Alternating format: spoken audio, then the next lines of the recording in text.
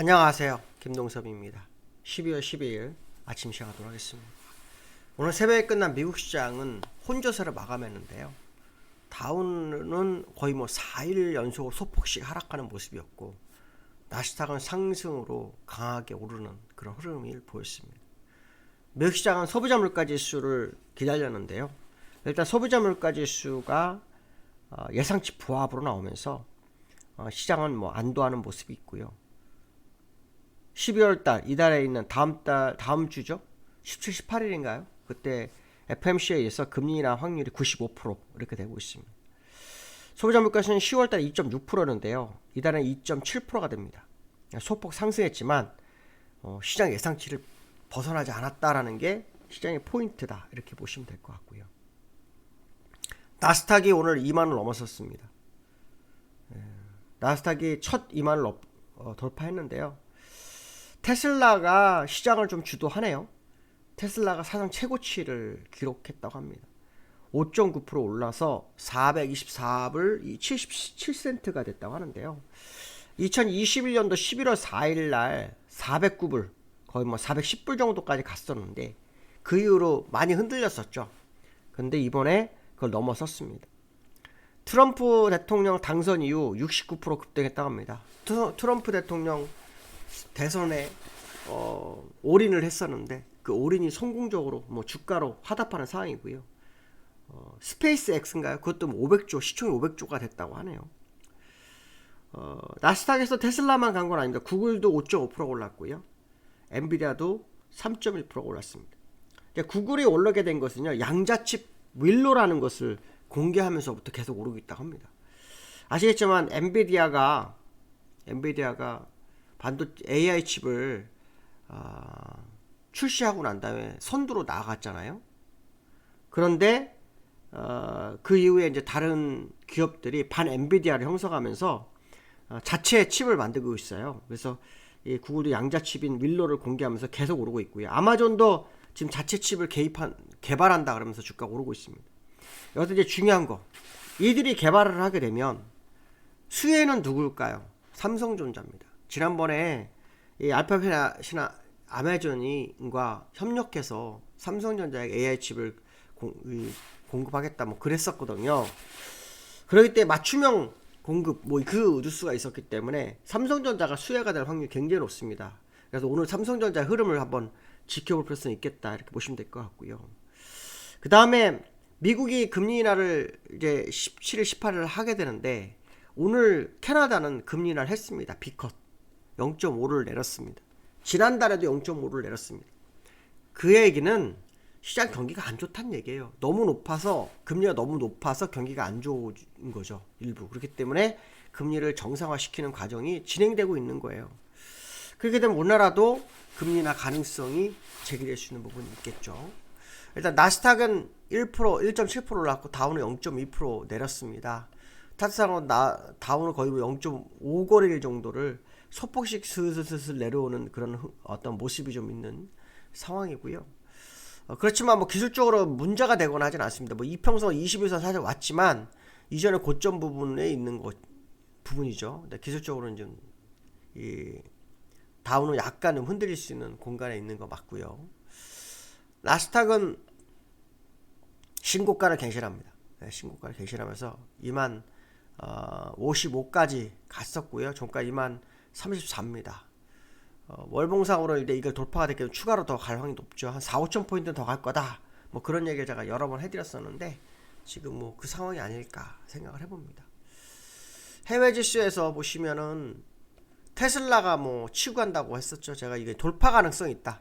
요거는 돌파 가능성이 높다라는 얘기를 제가 했을 거예요. 이런 경우는 돌파될 확률이 있다. 100%는 아니지만 모습이 있었다는데 그냥 돌파가 된 그런 상황이고요. 엔비디아도 지금 오늘 올랐죠. 엔비디아도 올랐습니다. 엔비디아가 지금 한번 올랐는데 엔비디아 요거는 쉽지 않습니다. 그렇지만 돌파한 경우가 있습니다. 없다고 말 못합니다. 있었던 그런 차트이기 때문에 가능성을 염두에 두고 볼 필요성이 있죠.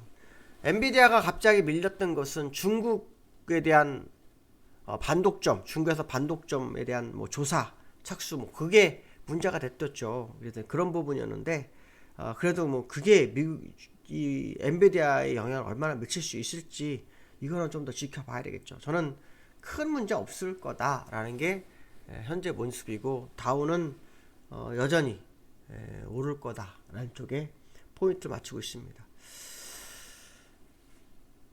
한국은행 이제 두 번째로는요. 한국은행이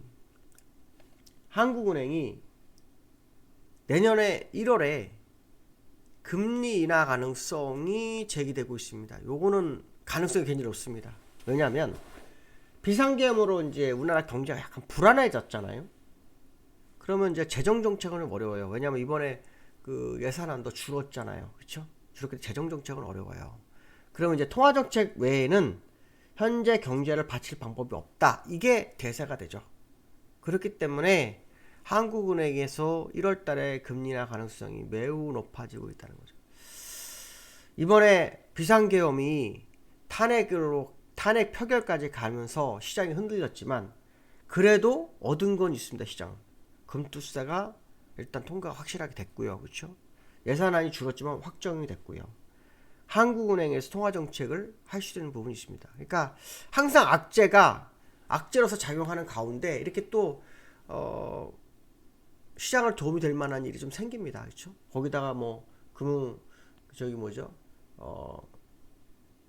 증환기금도 들어올 생각을 하고 있고 거기다가 지금 연기금도 시장 진입을 하고 있죠. 그러니까 시장이 생각지 않게 펀더멘털 상으로는 나쁘지 않은 상으로 흘러가고 있는 그 흐름이 좀 있습니다. 물론 뭐 이것이 나중에 결과를 열어봐야 되겠지만 시간이 지나서 확인해봐야 되겠지만 악재를 이겨내기 위한 시장의 모습 뭐 이렇게 해석을 해야 되나요? 어쨌든 그런 모습. 근데 이제 지금 그 환율이 올라가면서 문제가 되는 게 뭐냐, 외환보유가가 이 4천억 불이 깨질 수 있겠다 뭐 그런 얘기도 있습니다. 6년 전에 4천억 불이 살짝 깨진 적이 있었거든요. 그래서 4,450억 불인가 갔다가 다시 밀렸는데 이 4천억 불이 깨지면 뭐 외부 공격 받을 수 있다 이런 얘기 하는데 저는 그렇지 않다고 봅니다. 왜냐면 우리나라는 옛날에 그 IMF 때 금모기도 해가지고 막았잖아요. 근데 지금은 그 당시에는 외환보유가 제가 알기로는 100억 불도 없었던 걸로 기억합니다. 100억도 없어서 그랬고 지금 4천억 불에다 우리나라가 또 해외에 투자한 우리나라 또 채권국이기도 합니다. 그렇기 때문에 사실 이거는 뉴스가 너무 과하게 좀 나온 거 아니냐라는 게 제 생각이고요. 어쨌든 그 정치적 불확실성에 경제적 안정 뭐 요런 게 조금 시장의 분위기가 형성되고 있는 그런 모습이 조금 있습니다. 그래서 상당히 의미가 있다. 특히 금투세 요거는 제가 공개방송에서도 얘기 한번 했었지만 정말 중요합니다. 왜냐면 우리나라 사람들 그 탈세자는 엄청 많지 않습니까? 근데 주식시장에서는 수익 나면 다 내 거라며요. 그러면 해외 나간 돈이 들어올 확률이 굉장히 높다고 봅니다. 그리고 많은 투자가들이 한번 생각을 해볼 확률이 높습니다. 시장에 대해서.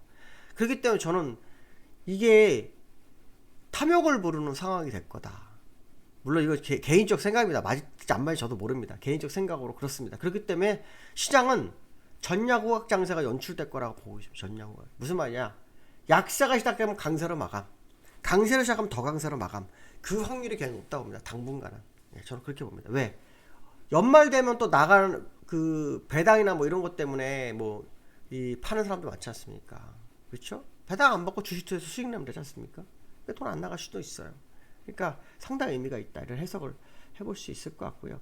그 다음에 코스피가 주가 수익률이 10년 이래로 최악이라고 합니다. 예. 그 가정 속에 또 개인이 4조를 팔려고 한다고 하네요. 일단 2조를 팔았다고 하네요. 개인이 2조를 팔았면 누가 사갔습니까? 기관이 사갔습니다. 예, 기관이. 개인이 팔았는데 기관이 사간다는 건 의미가 크죠. 개인들이 팔아야 사실은 저점에서 개인이 팔아야 올라갑니다. 저점에서 개인이 사면 또 사실 안 가더라고요. 그 개미의 순서 개미일 확률이 상당히 높다 이렇게 보시면 될 거고요. 그 다음에 코스피는 월봉상으로 일단은 다 추세 복귀를 시도하고 있는 그런 흐름을 보이고 있고요. 추세 복귀를 시도하는 모습이 보이고 있고요. 수급적으로는 어저께 보시면은 기관만 샀고 개인 팔았죠. 외국인하고. 그쵸? 이 금액이 안 맞죠? 이거는 이제 그 기타 법인이 산 겁니다. 기타 법인이 나머지 사갔습니다. 이렇게 보시면 됩니다. 그래서 기관들이 줍줍하고 있는 상황 때에서 개인만 버리는. 개인은 불안하죠. 왜냐하면 정치적 불확실성이 있으니까. 근데 항상 시장은 또 공포를 타고 올라가는 경우도 있다라는 거. 이것도 한번 생각을 해볼 수 있습니다. 뭐 제가 하는 시황이 100%는 아니지만 맞는다고 말 못하겠지만 이제 여러 가지 뉴스를 종합해서 그 이면까지도 계산을 하는 겁니다. 그러니까 뭐 어떤 한쪽을 기울지 않기 위한 노력을 하고 있는데요. 이번에 사실 뭐 비상계엄 이런 거 사실 예측 못했습니다. 못했습니다. 누구도 예측 못할 수밖에 없는 상황일지 모르겠는데 좀 당황스럽던 그런 시간이지만 그나마 빨리 회복을 하고 있어서 다행이다 이렇게 말씀드리고 싶습니다. 오늘 또 만기죠. 오늘 변동사 한번 지켜봐야 될 것 같습니다. 오늘 여기까지 하겠습니다. 감사합니다.